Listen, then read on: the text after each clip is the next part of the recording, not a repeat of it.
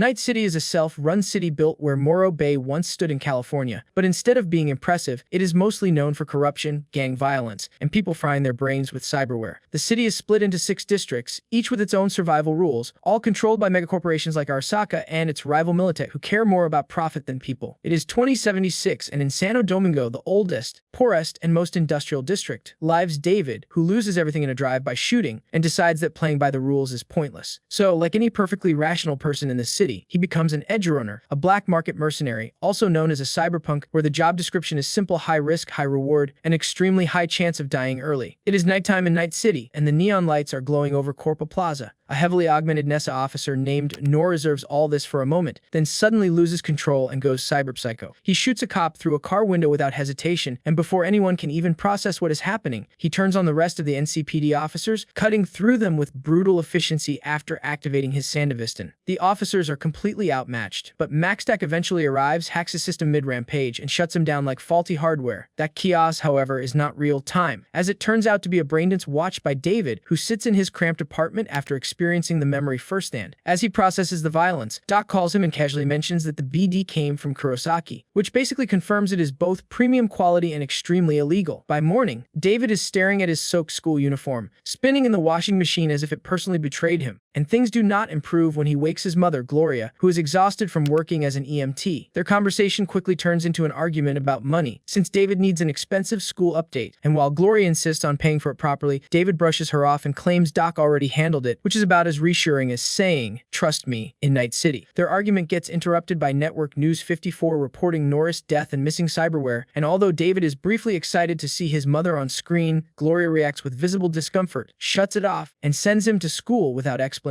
Before he leaves, Gloria quietly calls someone named Maine, and even though the conversation is not revealed, it suggests she is dealing with problems David does not fully understand. David walks through the crowded and worn down streets and briefly notices a white-haired girl who stands out from everything else, but she disappears almost immediately, leaving him unsure if he imagined her or if Night City is just messing with him again. At Arasaka Academy, things go exactly as badly as expected, since his AI teacher calls him out for not wearing the proper uniform. And Katsuo wastes no time mocking his outdated tech and status. David tries to save face by bragging about his upgrade, but his confidence collapses when his illegal software malfunctions during a class session, damaging the system instead. This leads straight to him and Gloria sitting in the principal's office, where the principal questions Gloria's financial situation and suggests David might not belong there, while Gloria refuses to back down and promises to pay for the damages, even though it clearly costs her more than just money. On the drive home, their argument continues, as David admits he does not see a future for himself at Arasaka, while Gloria insists that he has to keep going because she is sacrificing everything to give him that chance. That argument, however, gets cut off in the worst way possible when an Animals gang vehicle pulls up and opens fire without warning, causing Gloria to lose control and crash the car. David regains consciousness, trapped under wreckage, surrounded by fire, and sees his mother lying motionless nearby. But when trauma team arrives, they refuse to help because neither of them is a client, proving once again that in this city, your life is only worth what you can pay for. Even so, David manages to get Gloria to a rundown hospital where she undergoes surgery and temporarily survives, but the situation remains uncertain and the doctor offers no comfort, only handing David a bag of her belongings like that somehow replaces actual care. When David returns home, he finds the apartment locked for unpaid rent, forcing him to break in through a window. Inside, he discovers something unexpected in the bag: Nora's missing Sandevistan. Seeing a chance to fix at least one of his problems, he offers it to Doc, but when Doc lowballs him at 10K, David refuses and decides to look into the implant himself, because clearly trusting people has been working out so well for him. The next day on his way to school, David sees the white-haired girl again, and for a moment, the image feels calm and almost inviting, but it quickly shifts into Katsuo's disapproving face, which is basically Night City's way of reminding him not yet comfortable. Soon after, Katsuo corners him in an alley and beats him down with enhanced arms, leaving him injured and humiliated, and while he is still on the ground, David receives the call that his mother has died. After that, David collects Gloria's ashes and walks through the city wearing her EMT jacket, while messages pile up, including one from the principal discussing payments and suggesting a transfer, which feels impressively insensitive given the situation. Back at the apartment, he tries once more to sell the implant, but Doc lowers the offer to $6,000. David walks into Doc's clinic and, with the confidence of someone who clearly ignores warnings for a living, demands to be implanted with Norris Sandevistan. Doc tells him it is way too much for his body, which is the most reasonable thing said in this entire story, but then shrugs, reconsiders, and performs the surgery anyway. It is painful, messy, and about as safe as expected. David returns to Arasaka Academy still wearing his blood-stained EMT jacket, which already tells you he is not planning to behave. The AI teacher calls him out again, because that thing lives for embarrassment, and Katsuo immediately starts mocking him, as nothing has changed. This time, David does not just sit there and take it. He kicks Katsuo out of his chair and challenges him, and it escalates quickly when Katsuo takes a fighting stance. David activates the Sandevistan for the first time, casually walks around him at high speed, and finishes with a brutal punch that sends Katsuo straight into a glass panel and breaks his nose. The whole thing gets recorded, because of course it does. David then walks out of the academy, effectively ending his school career in the most chaotic way possible. Out in Night City, David roams the streets in broad daylight, laughing like someone who just discovered cheat codes in real life, and occasionally vanishes mid-step thanks to the implant. He returns to his apartment, cleans his jacket, and collapses on the couch, already showing signs that a body is not exactly thrilled about this upgrade. Meanwhile, Katsuo's father reviews the footage of his son getting absolutely folded. Instead of caring about Katsuo, he focuses on David, because priorities are clearly corporate first. Parenting never. A man named Marcus explains that David now has Norris Sandevistan, and, unlike Norris, is not losing his mind yet. That makes David interesting, not as a person, but as a test subject. Katsuo's father agrees and orders Marcus to find him, while also confirming that David has been expelled, which at this point is just a formality. Back at the apartment, David ignores a call from the school and heads out again, because consequences are apparently optional. On the NCR train, he notices the white-haired girl again, casually pickpocketing passengers like it is a hobby. He uses the Sandevistan to grab her hand mid-theft, which only earns him a one-way ticket in her personal space when she drags him and slams him into a wall. She scans him, realizes he has the illegal implant, and immediately sees opportunity. This is Lucina Kusinada, who introduces herself as Lucy and suggests they work together, mainly targeting Arasaka suits. David, having nothing better going on in life, agrees and becomes her trainee, which she clearly finds amusing. They spend time pickpocketing together, with Lucy testing David's abilities on different targets, and things go surprisingly well until his body reminds him that abusing military-grade cyberware is not exactly healthy. After their job, David collapses with a nosebleed because his nervous system is basically screaming at him. Lucy calls for help, and he wakes up strapped to a stretcher in an ambulance, where an EMT asks about his immunosuppressants. Lucy, who clearly did not sign up for medical paperwork, has no idea but mentions Arasaka Academy, which only makes things worse. The EMT checks their data, realizes David is not insured, and decides to turn the situation into a quick payday by pulling a gun and aiming to take the implant. Lucy responds by kicking the stretcher straight into him, opening the ambulance door, and turning the whole thing into a chaotic escape on the road. She eventually stops, but David collapses again and insists on going back to Doc, because at this point, he finally understands he is not built for this. Doc examines him and is shocked that David used the implant 8 times in one day, which is something even adults would struggle with. Lucy pushes Doc to give him proper medication, but the required drugs are expensive, and the stolen money only covers a couple of days. Doc suggests removing the implant entirely, warning that David's body and mind will not last long like this, but David naturally ignores that advice and leaves. Outside, Lucy waits for him, and their conversation shifts from business to something more personal. She takes him to her apartment, gives him a drink, and even convinces him to take off his mother's jacket, which she modifies to display Edgerunners on the back. She explains the term, and David admits he is a fan, which is slightly ironic considering he is speedrunning the lifestyle. When he mocks the idea of going to the moon, Lucy is visibly hurt, revealing that it is actually her dream to leave Night City. David opens up about his mother and realizes he has been chasing her dream instead of his own, while Lucy encourages him to figure out what he really wants. She then brings him into a moon simulation, giving him a brief escape from reality, but that moment does not last long because Maine suddenly interrupts, dragging him out of the experience. David wakes up surrounded by Maine and his crew, who are not there to chat. Maine makes it very clear that Sandevistan belongs to him and demands it back, while Lucy stands nearby, completely unfazed. David gets punched for good measure, because that is how introductions work here. Maine is furious, convinced someone betrayed him, and for a moment it almost sounds like he is talking about Gloria. David cuts in and reveals the truth. Gloria was his mother, and she died 2 days ago in a gang-related crash. That lands harder than expected, even for Maine, who softens just slightly, although he still does not trust David's ability to handle the Sandevistan. To prove himself, David activates the implant and casually steals Peeler's cigarette mid-smoke, then puts it back before anyone can react, which is equal parts impressive and unnecessary. Maine, now convinced the kid is either special or about to explode, decides to take him in as an apprentice. David, however, is not thrilled. Lucy, who brought him into this mess, barely reacts, and that betrayal hits him more than the threats did. He leaves and returns to Gloria's apartment, where he sits alone, staring at her urn like it might offer better life advice than everyone else so far. The next morning, David drags himself back into the streets of Night City, where he receives a message from the Arasaka Academy principal. The man suddenly sounds very supportive, praising David's performance, and even offering a scholarship, which is funny considering he was basically kicked out yesterday. All David has to do is apologize to Katsu, which he immediately refuses by cutting the message off. A second call from Maine redirects him to a warehouse, where he meets the rest of the crew again, including Kiwi, who looks like she trusts absolutely no one, which honestly makes her the smartest person there. David's first job job is to help steal navigation data from Maxim, an Arasaka bodyguard tied to Tanaka. The plan starts by ruining Maxim's day through a rigged boxing match, so he ends up drinking at a bar called Jacked and Coke. David is supposed to pickpocket him using the Sandevistan, but things fall apart quickly because timing and luck are apparently not on their side. Maxim gets called back to work, forcing the crew to switch Parget's car instead of Villafort Alvarado V4 5570 Delegate. David and Lucy jump into the car to extract the data, but Maxim escapes a distraction set up by Rebecca and suddenly shows up again because this guy refuses to take a day off properly. David floors it, turning the job into a high-speed chase, while Maxim places a bounty on them. Soon, members of the Tiger Claws join the pursuit. A traffic jam nearly traps them, but David uses the Sandevistan to slip through lanes like a man who just discovered physics is optional. One pursuer crashes and dies, while the other follows them to a garage owned by Aldo. Things get messy again when the remaining Tiger Claw attacks. Lucy handles most of the fight, but David ends up seconds away from getting sliced apart, proving that speed alone does not equal skill. Main arrives just in time and guns the attacker down, saving David from becoming scrap. Even though the job is only half a success, the crew celebrates outside a bar because standards are clearly flexible. Main warms up to David and officially accepts him, while also warning him that his mostly organic body will not survive the implant for long unless he adds more chrome. Meanwhile, Pilor tries to entertain people with juggling, which is about as useful as it sounds. The mood shifts when Faraday, a high-level fixer, arrives and criticizes the crew for messing a crew up the job and delivering useless data. Main defends their work, and Faraday gives them new instructions involving Tanaka while keeping the details vague because mystery apparently pays well. After he leaves, Main reminds everyone that fixers like Faraday control the money, so they matter more than anyone actually doing the work. The party resumes, but David is not really into it. He watches from a distance as Pilor gets a bit too friendly with Lucy, while Rebecca welcomes him properly with a drink. Later, David calls the principal back just to shut him down properly, making it clear he will not apologize or return. He looks for Lucy again, but she is gone, likely off somewhere doing whatever Lucy feels like doing. At night in the Afterlife Club, Main and Dorio talk about their target, Katsuo's father, while also dealing with the ever-mysterious Faraday, who continues to give orders without giving actual information. Because apparently that is his entire personality. Dorio gets suspicious and asks Kiwi to spy on him, since trusting a fixer blindly in Night City is basically asking to get scammed. With business handled for the moment, Dorio and Main shift their attention to each other, sharing a rare quiet moment, which gets interrupted when David calls, eager to learn more. Main agrees, though not exactly enthusiastically, and sends him on a simple errand to pick up a package from Aldo for Pilar. At the address, David is greeted by Rebecca, who introduces herself in the least normal way possible, and it quickly becomes clear she is Pilar's sister. Pilar is thrilled about his new golden cyber hands, acting like he just got the best toy in the city, which honestly tracks. David leaves soon after and gets a call from Lucy, who begins training him, revealing that Main arranged it. What follows is a stretch of jobs and downtime, where the crew works together, hangs out, and slowly turns David from confused kid with a death wish into slightly more competent kid with a death wish. Between jobs, Main talks with David at Aldo's, casually pointing out the obvious. David is into Lucy. David, of course, is not sure if the feeling is mutual, because reading people is harder than dodging bullets, apparently.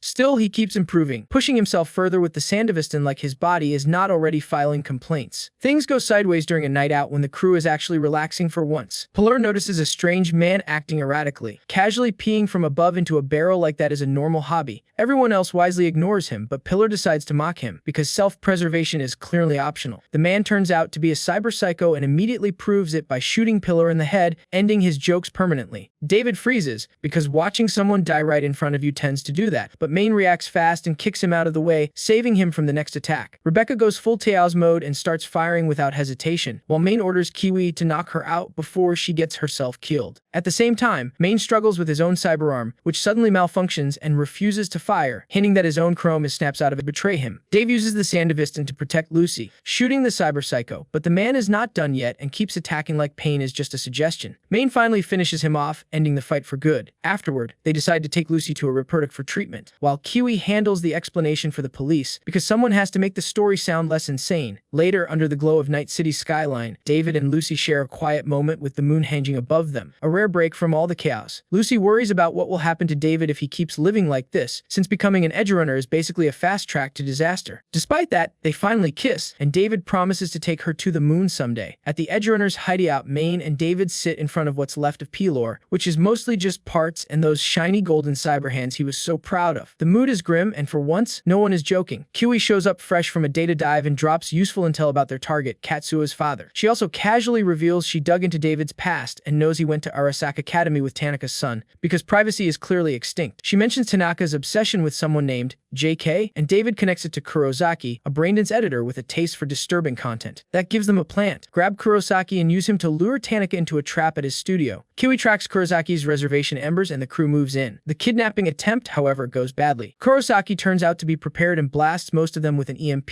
leaving them useless. Instead of getting captured, he flips the situation, grabs David, and drives off like this was his plan all along. Only Lucy and Doryo manage to stay functional and chase him. David wakes up trapped inside a braindance, forced to relive Nora's final moments again and again, because Kurosaki apparently thinks torture counts as entertainment. Lucy and Doryo break into the studio, but Kurosaki has security drones ready, turning the rescue into another fight. Lucy frees David from the BD and hacks the drones while David distracts them, and together they overwhelm the defenses. Kurosaki, now outplayed, gives up and switches sides surprisingly fast because survival beats ego. In a rare calm moment, Kurosaki warns David about overusing his implants, explaining that plenty of people thought they were built different, and most of them ended up as content in his braindances. Subtle. With Kurosaki on board, the second part of the plan begins. Tanaka is lured to the studio with the promise of an exclusive BD, even though his son is still recovering in the hospital, which says a lot about his priorities. Suspicious but curious, he follows Kurosaki inside, only to find himself surrounded by the crew after they disable his panic button. He refuses to cooperate, because of course he does, and a fight breaks out.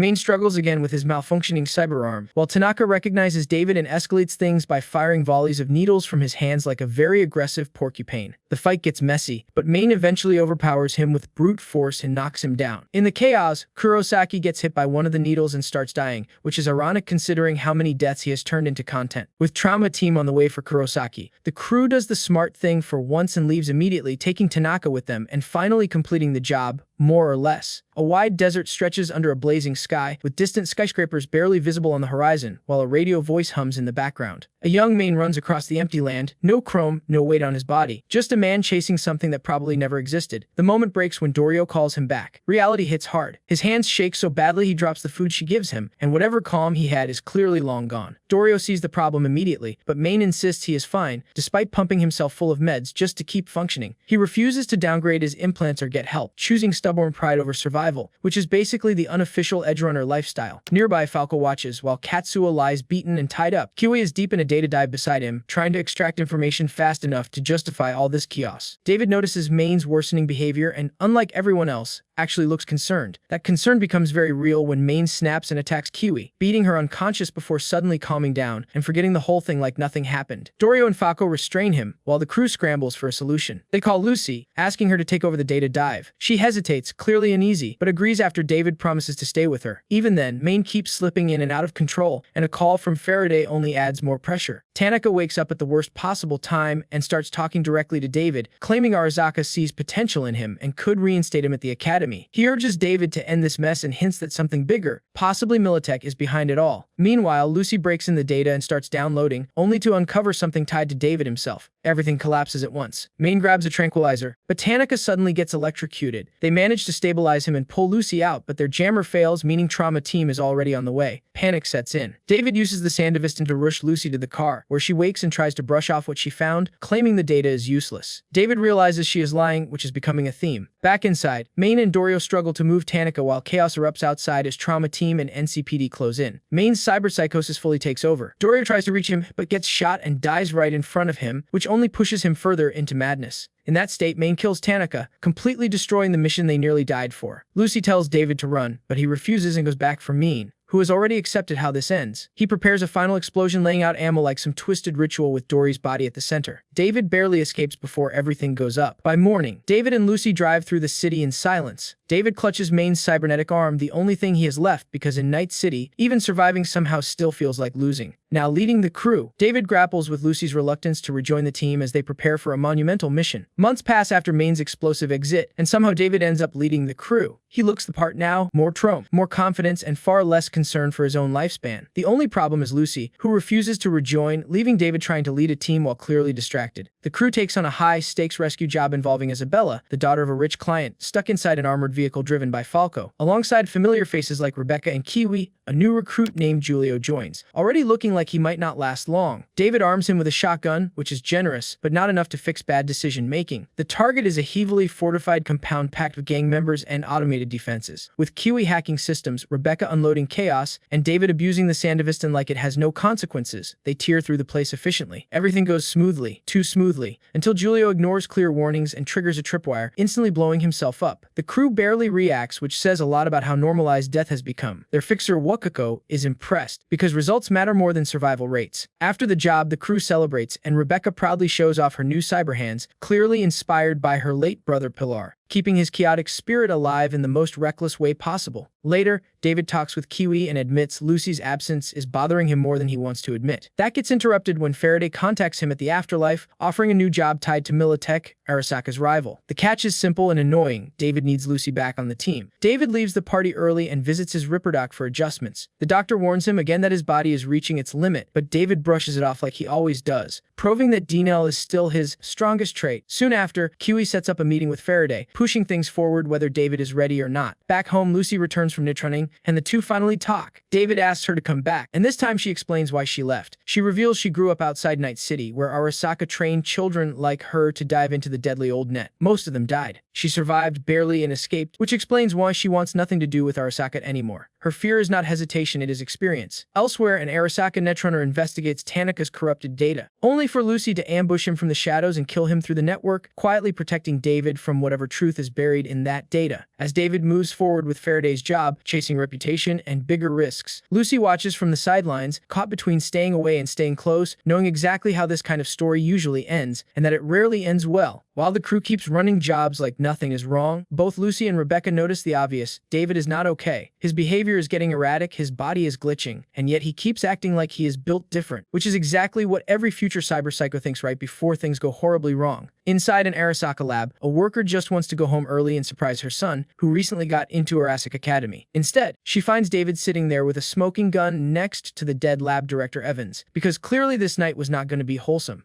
A gunshot rings out, and whatever humanity that situation had left disappears with it. David regroups with his crew in the jetaway vehicle like this is just another Tuesday. Meanwhile, at Arasaka Counterintel, Agents Kate and Douglas discuss the chaos being caused by a mysterious netrunner disrupting their operations, completely unaware that Lucy is the one quietly ruining their plans. At the same time, Faraday survives an ambush by gangbangers, only to get a lukewarm response from his Militech contact, which is corporate speak for do better or disappear. Back at David's apartment, he and Lucy talk about the cost of going to the moon, because dreaming big is easier than dealing with reality. Lucy notices his hand shaking, a clear sign his body is starting to fail, but David brushes it off like usual. Soon after, Arasaka approaches Faraday with a better offer: find and capture the netrunner messing with them and clean up anyone connected to the Sandevistan. In other words, betray everyone and get paid for it. Lucy, worried for David, reaches out to Kiwi, which turns out to be a mistake wrapped in trust. Around the same time, David and the crew clash with another gang, but David freezes mid-fight as trauma and hallucinations hit him all at once. Rebecca notices and follows him home, showing more concern than he deserves at this point, and even hints at her feelings, which David is far too unstable to process. David's condition spirals. He starts hallucinating, reliving trauma, and slipping further into cyberpsychos as Lucy confronts him, but he refuses to slow down, choosing denial over survival yet again. After collapsing in front of his mother's urn, he wakes up at the Ripper doc, who bluntly tells him he is pushing past his limits and will not last if he keeps this up. Medication might delay the inevitable, but it will not fix stupidity. Lucy begs him to face reality, but the conversation turns into an argument, and David, in peak bad decision mode, suggests they break up, as if that somehow solves anything. Lucy tries to stop him, but before they can resolve anything, she tracks a suspicious netrunner signal and rushes out, desperate and distracted. That urgency walks her straight into a trap. At a warehouse, she confronts the supposed netrunner, only for Faraday to reveal himself, with Kiwi backing the setup. Lucy is caught off guard and taken down before she can fight back. By the end, she is captured, restrained, and marked for delivery to Arasaka, while David continues spiraling, completely unaware that the one person trying to save him has just been handed over to the very people she feared most. Out in the desert beyond Night City, David and his crew prepare to hit an Arasaka convoy. The job is simple on paper: smash it, grab the cargo, but everyone knows going after a megacorp is never simple. Even with $2 million already paid up front, the crew is tense. This is the kind of job that builds reputation or ends it. Kiwi sits quietly with the group, though her silence hides the truth. She already betrayed Lucy, helping Faraday capture her. In that deal, Lucy's past comes to light. She had infiltrated Arasaka through Tanaka's data and discovered the corporation's interest in David. Because he handled the Sandevistan so well, they wanted him back as a test subject. Lucy erased David's records to protect him, even if it meant risking everything and losing Maine and Dorio along the way. Faraday finds this amusing, while Kiwi is more surprised that Lucy used to be a child Netrunner for Arasaka.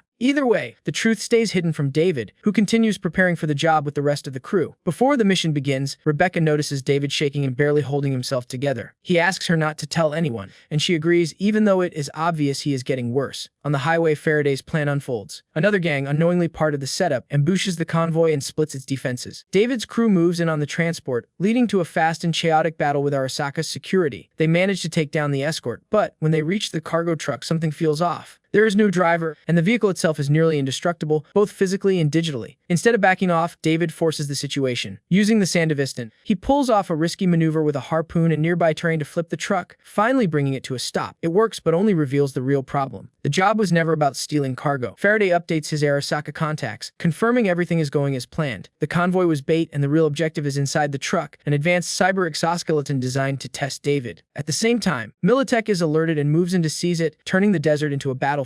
With no options left, and with Lucy reaching out to him, David installs the cyberskeleton. The system integrates with his Sandevistan, transforming him into something far more dangerous. The suit grants him control over gravity, allowing him to throw vehicles, disarm enemies, and dominate the fight with overwhelming force. Militech's forces attack in full strength, but David meets them head-on. The battle quickly shifts in his favor as the exoskeleton proves its power, though the strain on his body and mind is obvious. From the sidelines, Rebecca and Falco watch the destruction, impressed but concerned about how much David is pushing himself. By the end, David stands victorious, having wiped out the Militech assault. The cost, however, is already building inside him. With Lucy still in danger and the truth about the mission still hidden, David focuses on one goal, finding Faraday and getting her back, no matter what it takes. After getting played by Faraday and turned into a walking lab experiment, David decides to lean into the chaos and use the experimental cyberskeleton to rescue Lucy, who is being transported toward Arasaka Tower. The problem is the suit is frying his brain at record speed. Even military-grade suppressants taken at ridiculous doses are running out fast, which is about as reassuring as it sounds. David, Rebecca, and Falco push toward the tower while being chased by both Arasaka and Militech,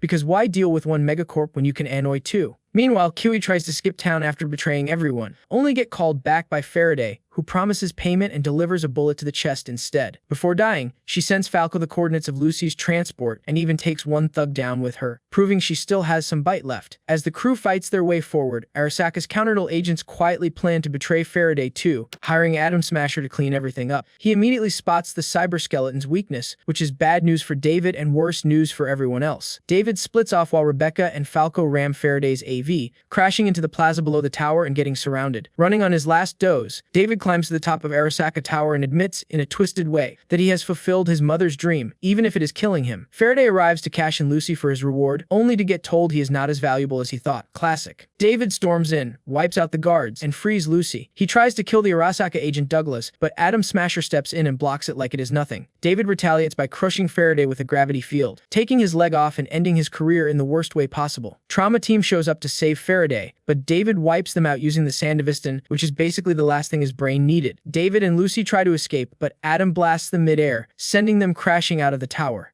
As they fall, Lucy pulls David back from a psychotic break with a kiss, and for a moment, things almost feel calm. David tells her his only goal left is to get her to the moon, which is both sweet and incredibly unrealistic given everything happening. They land near the crew, but Faraday does not survive the fall, ending up as a very messy reminder of bad life choices. David puts Lucy in the escape vehicle and asks Falco for one last favor. Rebecca, still loyal to the end, barely has time to react before Atom drops in and crushes her instantly, turning the fight into something much worse. Falco tries to fight back and gets knocked out of the equation. David faces Atom alone, only to realize Atom also has a Sandevistan and considers it basic hardware, which is a brutal reality check. David collapses as his suppressants run out. Lucy tries to hack Atom and fails, forcing Falco to take her away while David stays behind. In a final push, David lands one last attack, but Atom tears the cyberskeleton apart and beats him down. As Lucy is driven away, Falco reveals David's last request: get her to safety and apologize for not making it to the moon together. David, finally accepting everything, laughs oddly at peace. Atom offers to turn him into a construct, and David basically tells him he does not care anymore. Atom ends it with a single shot. Sometime later, Lucy reaches the moon. She stands where they once dreamed together and imagines David beside her, full of life and excitement. The moment fades, leaving her alone. With tired eyes and a quiet smile, she faces the sun and lets herself feel its warmth, holding on to what little she has left at him. And this is the end for today. If you enjoyed the recap, make sure to subscribe so you don't miss what comes next. And don't forget to like the video and drop a comment. Let me know what you think or which moment hit the hardest.